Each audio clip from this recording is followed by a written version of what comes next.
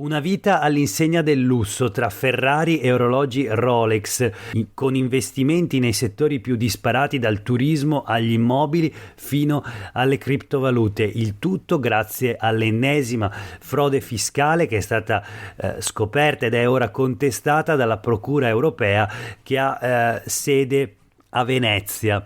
Una maxi frode da 58 milioni di euro che ha visto oggi 11 arresti per riciclaggio e mancato pagamento dell'IVA su prodotti importati. Questo è Sveglia Veneto, il primo podcast dedicato all'informazione vista da nord-est. Io sono Jack Calcetto, oggi è venerdì 27 gennaio 2023, oggi è anche la giornata della memoria, ma la prima notizia di cui vi parlo è quella che riguarda la vita di lusso che si concedevano questi imprenditori padovani evadendo l'IVA. Questo almeno stando ai giornali di oggi. Partiamo dai quotidiani del gruppo Gedi. Ferrari e ville pagate con l'evasione, maxi frode da 58 milioni di euro, 11 arresti, finiscono nei guai due imprenditori padovani, padre e figlio, che avrebbero architettato l'ennesima frode carosello, 55 e 31 anni, residenti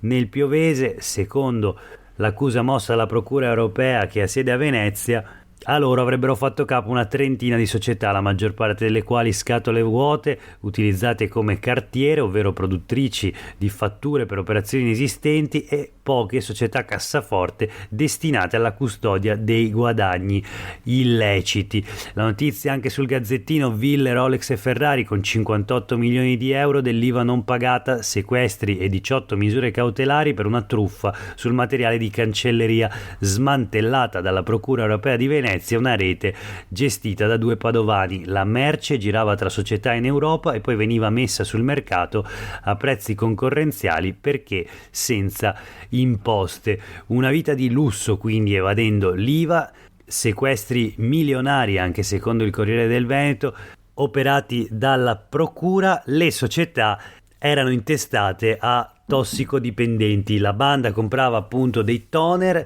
e della cancelleria in Slovacchia e Repubblica Ceca per poi rivenderla a prezzi bassissimi in Italia. Insomma, l'ennesima truffa, l'ennesimo caso di evasione fiscale per milioni di euro, smascherato e individuato nel territorio della nostra regione. Proseguiamo con la rassegna stampa di oggi con l'attualità politica. Il quarto mandato di Luca Zaia, presidente della Regione Veneto attualmente da 12 anni, dal 2010, il presidente di regione più longevo, l'unico ad essere già oggi al terzo mandato, quando la legge prevede il limite, il tetto dei 2 mandati, ma la legge è successiva alla prima elezione del presidente Zaia, quindi l'unico in Italia ad aver potuto godere di una sorta di mandato zero. In sostanza, il suo primo mandato, quello dal 2010 al 2015,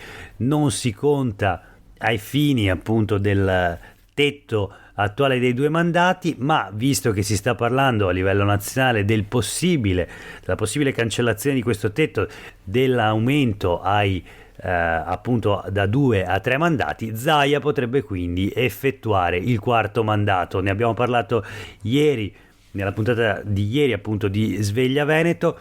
Oggi sul Gazzettino Zaia commenta la notizia e dice: il quarto mandato sarebbe giusto, ma non spasimo, e poi aggiunge: i paletti o valgono per tutti o per nessuno, ma non credo che la modifica andrà in porto. Questo nell'articolo di Alda Vanzan. Allora leggiamo le prime righe: se Luca Zaia succedesse per il quarto mandato consecutivo a Luca Zaia, il governatore del Veneto fa spallucce, non spasimo per questo, però ammette, nel caso in cui il Parlamento togliesse il limite dei 2 mandati per i presidenti di regione e anche per i sindaci, lui non sarebbe contrario.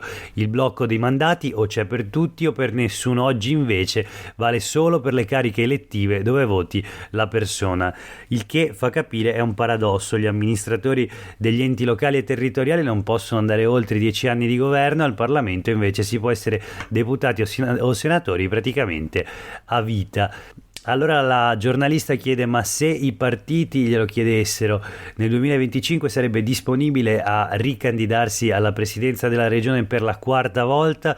Zaia sorride: sono concentrato su altro, ho 3 anni davanti e poi mi conoscete, sono fatalista. Non sarà che è stufo? Rispondo come gli alpini, mai strack. Insomma, non si espone Luca Zaia, non conferma una sua possibile ricandidatura nel 2025, naturalmente tra 2 anni che sono un'era geologica in politica, ma nemmeno la esclude e soprattutto dichiara di non essere affatto stanco di fare il presidente della regione. I commenti anche delle altre forze politiche, parla De Carlo, il coordinatore regionale di Fratelli d'Italia, che dice sì, il tetto dei 2 mandati va eliminato. Achille Variati, già sindaco di Vicenza e attualmente eurodeputato del Partito Democratico, è invece contrario, dice che non sarebbe salutare eliminare il limite dei 2 mandati. Tutto questo dibattito proprio nei giorni delle celebrazioni legate alla giornata della memoria.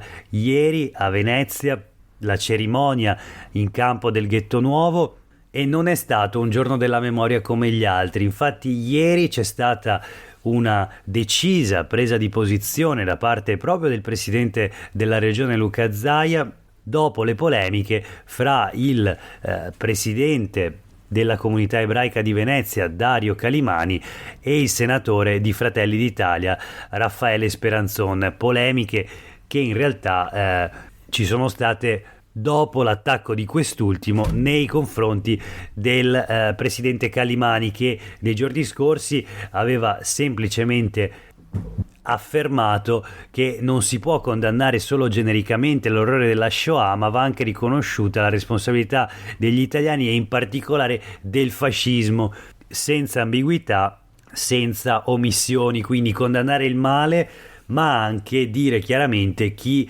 quel male lo ha fatto.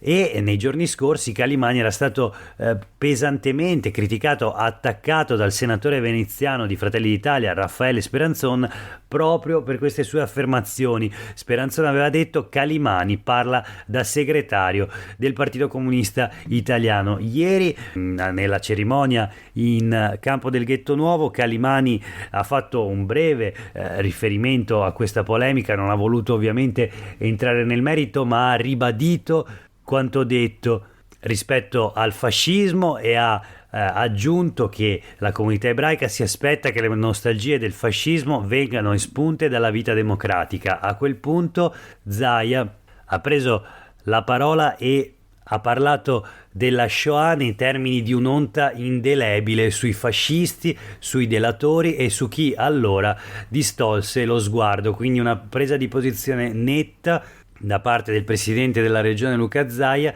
nel condannare non solo genericamente l'orrore della Shoah, ma appunto anche riconoscendone le responsabilità. Ecco, dichiarazioni naturalmente molto importanti da parte del presidente della regione, soprattutto dopo le polemiche dei giorni scorsi, ma altre polemiche probabilmente arriveranno e già ieri sono circolate, perché la giornata della memoria coincide quest'anno con la giornata nazionale della memoria e del sacrificio degli alpini. Allora leggiamo sul Corriere del Veneto cosa ha fatto ieri l'assessore all'istruzione Elena Donazzan. L'assessora regionale della giunta Zaia quindi ha inviato una lettera alle scuole chiedendo di celebrare appunto gli alpini. Ha fatto sollevare più di un sopracciglio nelle scuole venete la lettera inviata ieri dall'assessora all'istruzione Donazzan, che ha invitato docenti e studenti a celebrare la giornata nazionale della memoria e del sacrificio degli alpini. Dubbi che derivano dal fatto che la giornata, che appunto cade alla vigilia del giorno della memoria dedicato al ricordo della Shoah, è stata fatta coincidere da una legge nazionale varata l'anno scorso con la battaglia di Nikolajewska, combattuta nel 1943 dagli alpini durante la ritirata dal fronte russo dopo il fallimento dell'invasione dell'Unione Sovietica da parte delle truppe dell'asse nazifascista. La volontà della lettera, scrive, spiega Donazzan, è chiara: ricordare che la giornata esiste, parlarne in classe. Sono orgogliosa che ci sia e parlarne a scuola è un dovere. Ho solo dato alle scuole un input di una tra le tante cose che dovranno essere fatte. Insomma, nei giorni dedicati alla celebrazione della memoria, l'assessora all'istruzione della Regione Veneto scrive alle scuole per invitare al ricordo e appunto alla memoria, sì, ma non della Shoah, alla memoria di quella battaglia della seconda guerra mondiale in cui gli alpini si ritiravano dopo il fallimento dell'invasione nazifascista nel territorio dell'Unione Sovietica. Qualcosa che forse stride proprio con le parole pronunciate ieri dal presidente della regione Luca Zaia. Concludiamo la rassegna stampa di oggi con alcune notizie flash. Elly Schlein, candidata alla segreteria del Partito Democratico, ieri era in Veneto, a Padova, dove tra l'altro ha detto no a questa autonomia, al progetto di autonomia proposto che in questi giorni viene portato avanti dal ministro Calderoli. Secondo Elly Schlein, questo progetto di autonomia cristallizza le disparità tra le regioni. Bisogna investire sulla transizione green, ha detto anche Elly Schlein, perché è uno strumento che può aiutare le imprese a risparmiare i costi e anche le famiglie. A Padova un'iniziativa per appunto la candidata alla segreteria del Partito Democratico, molto partecipata, con un comizio di Elly Schlein di circa un'ora in cui ha affrontato tutti i nodi del presente, dal paese al partito, passando appunto anche per i temi caldi del Veneto, quindi la sicurezza sul lavoro, il lavoro più precario nei settori come ad esempio il turismo, il salario minimo e ancora la difesa della sanità pubblica, il rischio di privatizzazione, la fuga dei medici, insomma le carenze della sanità che va maggiormente finanziata, e poi ancora il nodo dei trasporti. Ma parlando invece di sanità, abbiamo due notizie sul Gazzettino di oggi. Il garante della privacy multa le ULSS friulane per l'elenco dei fragili. Le aziende sanitarie avevano trasmesso i nomi dei pazienti fragili ai medici di base durante la pandemia. L'obiettivo era individuare chi vaccinare con urgenza, ma gli interessati non erano stati informati. La selezione e la trasmissione dei dati era stata affidata a un algoritmo. Le aziende ULSS comunque del Friuli fanno ricorso contro questa decisione del garante della privacy. Nel frattempo, Azienda Zero mercoledì prossimo, qui in Veneto quindi, si costituirà parte civile nel procedimento penale in corso a Padova nei confronti dei vertici di Serenissima Ristorazione ed Euro Ristorazione. Il Gazzettino fa giustamente notare che al TAR però Azienda Zero e Serenissima erano tra virgolette alleate.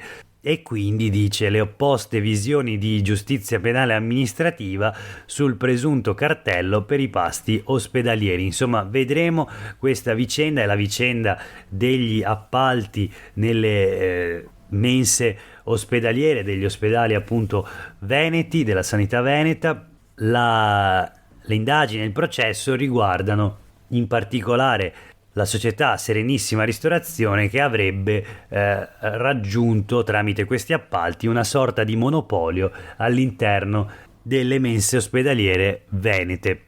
Infine, l'ultima notizia di oggi riguarda la sicurezza sul lavoro. Finalmente gli studenti in alternanza scuola-lavoro avranno la tutela INAIL. È stata raggiunta un'intesa tra i ministri del lavoro Calderone e dell'istruzione Valditara per ampliare le coperture assicurative dei ragazzi. Il caso era deflagrato dopo il mancato indennizzo dei genitori di Giuliano De Seta, il 18enne di Ceggia, che è morto il 16 settembre scorso schiacciato da una lastra di metallo pesante oltre 1 tonnellata al suo primo giorno di alternanza scuola-lavoro nella BC Service di Noventa di Piave. Il legale della famiglia fa sapere rilascia una dichiarazione, dice: la morte di Giuliano serva per evitare altre tragedie. Per oggi è davvero tutto, grazie per aver ascoltato questa puntata di Sveglia Veneto, a tutte e tutti voi una buona giornata.